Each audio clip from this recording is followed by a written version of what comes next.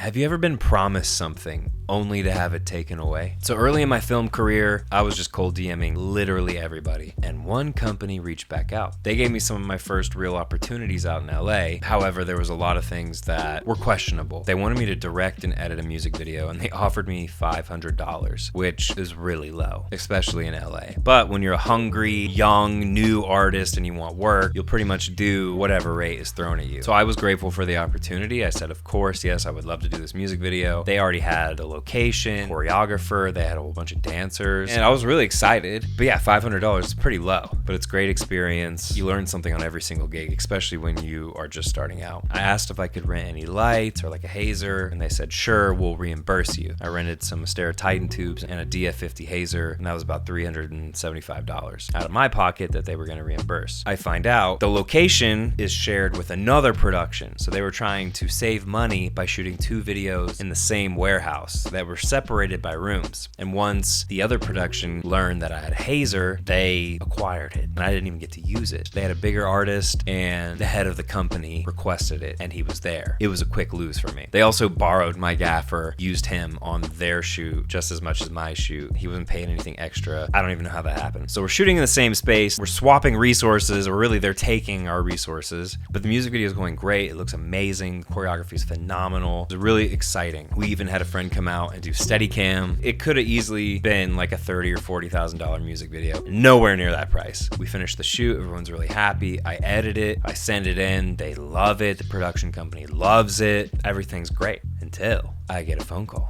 One of the other producers calls me and says, hey, heard the shoot was amazing and you guys crushed it and we're really excited to continue working with you. But yeah, I just wanted to talk about the invoice you sent in.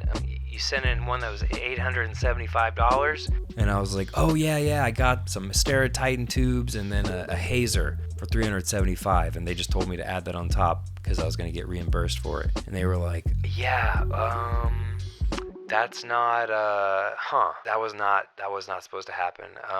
So what we're gonna do is we're just gonna take that 500 out of your next gig and then everything will be fine. And I was like, whoa, what? What do you mean? I was like, so-and-so told me on the phone that was my rate. Mind you, it's $500. Okay, that's nothing. This is a production company that has done some of the biggest music videos that you've seen. They have A-list talent. They have an amazing facility. And for them to all of a sudden claim that the $500 is not true is just absolutely ridiculous. And it was a gut punch. I felt so sick when they were like telling me this on the phone. I was very just like defeated. I could not believe that this was happening. It didn't feel real. It was like, do you guys know what I just went through to give you the product that I just delivered for a rate that is just like laughable? Yeah, they just kind of were like, we'll take it out of your next gig. So the money that you told me that I was gonna get, you're telling me that I'm gonna get another gig and you're just gonna take my $500 out of that. It's like, what? What a blindside. I was promised one thing and then suddenly it's not true. I mean, that's like a gigantic red flag. When people change terms after the fact, they are showing that they don't respect you.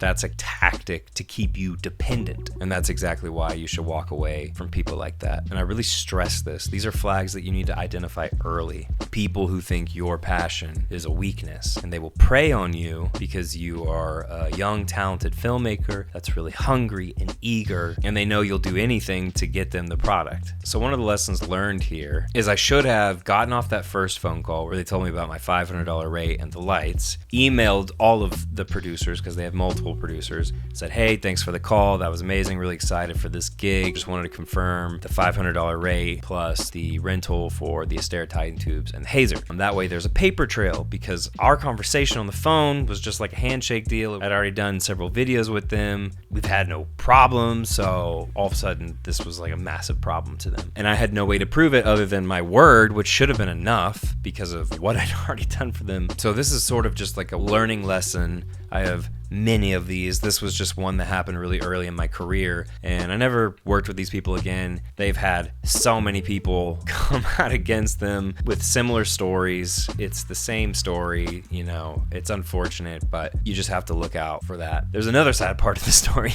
That music video never even came out, and that's a whole other story. I leave you guys with a question. When did you have to stand up for yourself in your career? Thanks for watching. Like, comment, subscribe. We got more stories to come, breakdowns, and I'll see you guys in the next one.